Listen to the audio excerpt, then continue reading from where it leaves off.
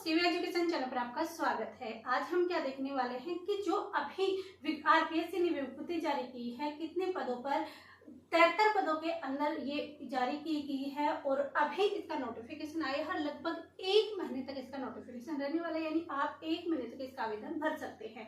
तो इसके बारे में देखें, ये काफी दिनों से वैकेंसी आई है और जब इन्होंने ये वैकेंसी निकाली है इसका मतलब कि गवर्नमेंट सक्रिय तो है, वैकेंसियां तो निकालेगी।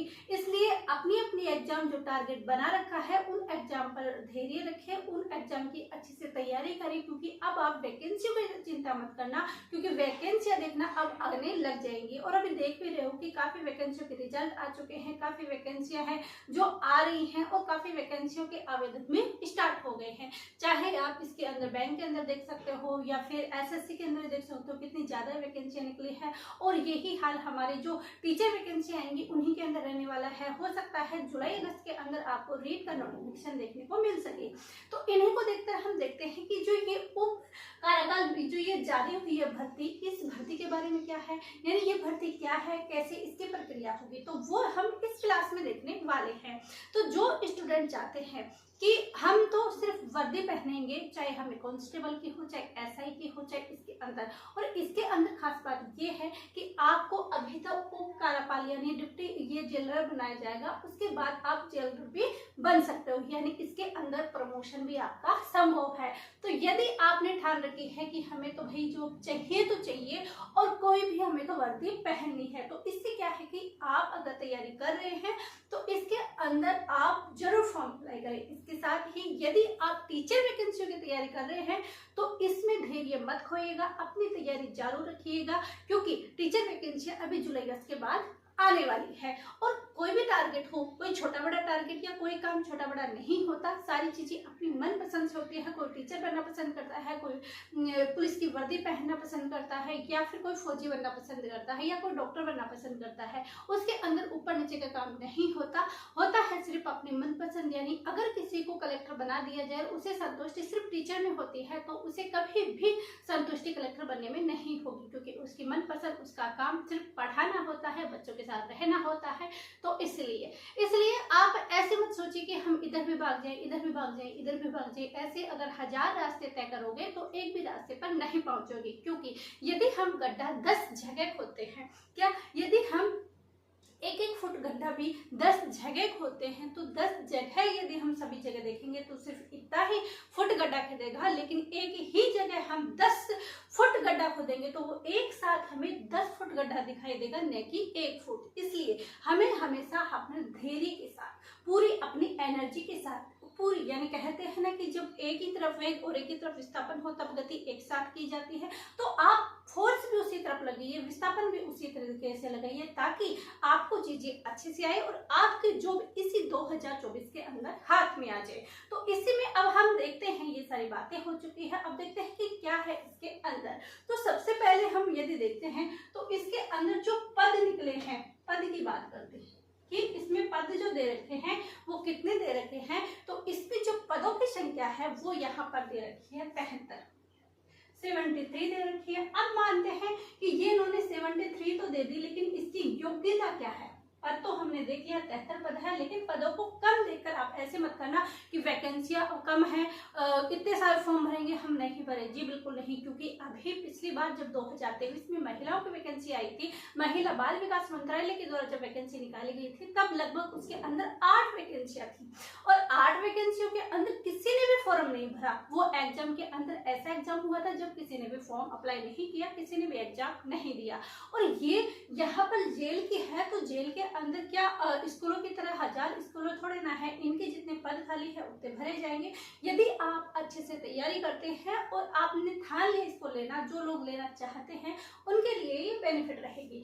तो इसमें यदि हम देखते हैं तो योग्यता क्या रखी गई है, योग्यता स्नातक रखी गई, यानी या तो आप इस समय स्नातक में हो या आपकी स्नातक कंप्लीट हो चुकी हो, क्योंकि जब स्नातक मांगते हैं और यदि आप लास्ट ईयर में एग्जाम दे रहे हो तो इसके अंदर आप अवेलेबल हो सकते हो, क्योंकि जब तक एग्जाम होगी तब तक आपकी स्नातक कंप्लीट हो चुकी होगी।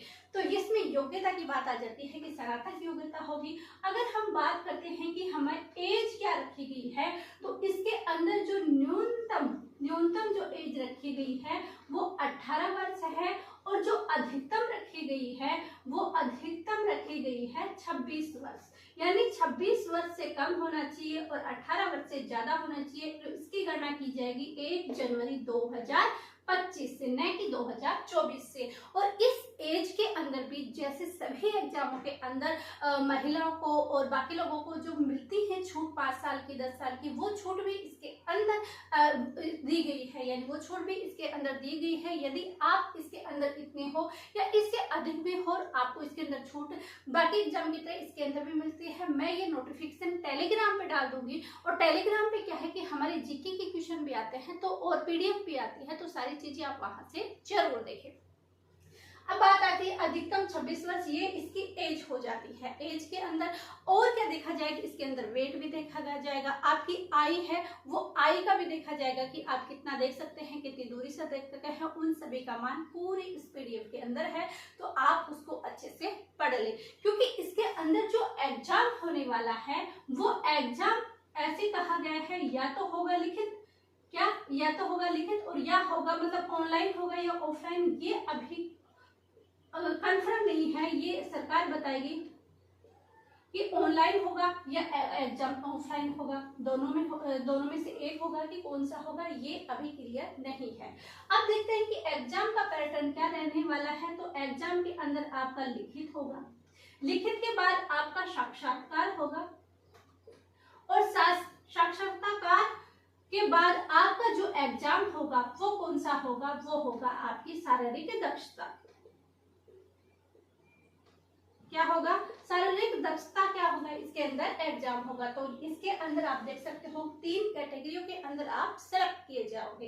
अब बात करते हैं, इतनी बातें हो चुकी है, इसके जो आवेदन भरे जाएंगे वो आवेदन कब से भरे जाएंगे। तो इसके जो आवेदन है वो 6/7/2024 से, यानी 6 जुलाई, कितनी 6 जुलाई 2024 से भरे जाने हैं, और 6/8/2024 तक, 6/8/2024 तक, यानी जुलाई अगस्त पूरा 1 महीना है आपके पास फॉर्म अप्लाई करने के लिए। और फॉर्म अप्लाई के अंदर भी आपको फीस नहीं देनी पड़ेगी, क्योंकि यदि आपने पहले OTR 1 टाइम रजिस्ट्रेशन करवा रखा है तो इसके अंदर OTR के माध्यम से ही क्या होगा, आपका फॉर्म अप्लाई हो जाएगा। और OTR के माध्यम से फॉर्म अप्लाई होता है तो उसके अंदर एक बार ही फीस लगती है, बल्कि बार बार फीस नहीं लगती। ये इसके आवेदन हो गई, ये इसके OTR हो गई। एग्जाम कब होगा ये चीजें अभी नहीं दी गई है। तो इसके अंदर हमने और क्या छोड़ दिया गया है। हाँ, अब इसके अंदर हम देखते हैं कि जो एग्जाम का जो पैटर्न है, एग्जाम का जो सिलेबस है वो क्या रहेगा। तो 200 प्लस इसमें क्या होगी, हिंदी होगी, और 200 का ही इसमें GK GS होगा, जो RS में पूछा जाता है GK GS। तो ये जो चीजें इसके अंदर होने वाली है, 200 नंबर का हिंदी और 200 का GK का GS का होगा। और जो साक्षात्कार होगा, क्या साक्षात्कार होगा, वो होगा हमारे, साक्षात्कार जो होगा वो होगा हमारे 100 नंबर का। और जो शारीरिक दक्षता होगी, शारीरिक दक्षता, जो शारीरिक जो दक्षता होगी वो दक्षता यहाँ पर 50 नंबर की होने वाली है। कितने नंबर की, 50 नंबर की। तो ऐसे में क्या है, आपका ये फॉर्म अप्लाई होगा और ऐसे आपकी ये योग्यता चाहिए। यदि आप इसमें फॉर्म अप्लाई करना चाहते हैं तो ये चीजें आपके पास होनी चाहिए, ये सिलेबस आपके समझ में आना चाहिए। यदि सिलेबस समझ में आता है और आप चाहते हैं कि ये मैं जॉब में अप्लाई करूँ तो ही अप्लाई करना चाहिए, सिलेबस हमारे समझ में नहीं आता, हम अप्लाई कर देते हैं, हजारों फॉर्म अप्लाई करते हैं, लेकिन हमें पता ही नहीं रहता सिलेबस क्या होगा, क्या वैकेंसी है, क्या नहीं है, क्या काम करना पड़ेगा, क्या, जब तक वैकेंसी के बारे में सारी चीजें पता नहीं होती तब तक उसके बारे में हमें फॉर्म अप्लाई कर नहीं करना चाहिए। सोचना चाहिए कि ये हम कर सकते हैं या नहीं कर सकते, क्योंकि फालतू बर्डन हमें नहीं लेना चाहिए। हमारा जो टारगेट है हमें उसी लक्ष्य के ऊपर जाना चाहिए, क्योंकि बाधाएं तो चारों तरफ से हजारों आएगी, नेगेटिव तो चारों तरफ से हजारों आएगी, लेकिन हमारा जो गोल होना चाहिए वो एक पॉजिटिव और एक ही गोल की तरफ होना चाहिए, ताकि हम अपने गोल को प्राप्त कर सके। तो ये चीजें हैं, मैं दोबारा बता देती हूँ कि इसके अंदर 73 पद है और स्नातक है, न्यूनतम 18 वर्ष, अधिकतम 26 वर्ष दे रखा है। बाकी जो छूट दी गई है वो छूट भी इसके अंदर मिली जाएगी। एज के अंदर भी एग्जाम ऑफलाइन होगा या ऑनलाइन कंफर्म नहीं है, अभी ये कंफर्म नहीं किया गया है कि ऑनलाइन होगा या ऑफलाइन। फिर देखते हैं कि इसमें 3 माध्यम से एग्जाम होगा। पहले लिखित किया जाएगा, उसके बाद साक्षरता की जाएगी, शारीरिक दक्षता के अंदर आई, वजन, ये चीजें आपके अंदर दी गई है। फिर दिए गए हैं आवेदन। इसके आवेदन 6 जुलाई से लेकर और 7 अगस्त तक फॉर्म भरे जाएंगे। इसी वर्ष एग्जाम डेट भी आ जाएगी और एग्जाम के अंदर ये पूछा जाएगा। तो ये होती है। अब मिलते हैं कल की क्लास में और आज आपकी क्लास हो जाएगी अपलोड पशु रिजल्ट के अंदर भी, साथ ही रीट का नोटिफिकेशन में आ जाएगा। रीट के अंदर क्या पूछा जाएगा, क्या हमारी रणनीति होनी चाहिए, ये सारी चीजें की क्लास भी हम आपके लिए जल्द लेके आएंगे। ये सभी चीजें आपके लिए कैसी लगती है आप हमें कमेंट करके जरूर बताएं। वीडियो को अधिक से अधिक शेयर करें ताकि जिन स्टूडेंटों को आवश्यकता है वहां तक ये क्लासें पहुंच सके है। और सब्सक्राइब तो आप बिना कहीं कर ही दोगे, तो सब्सक्राइब करना ना भूलिए। आप सभी का धन्यवाद। Thank you.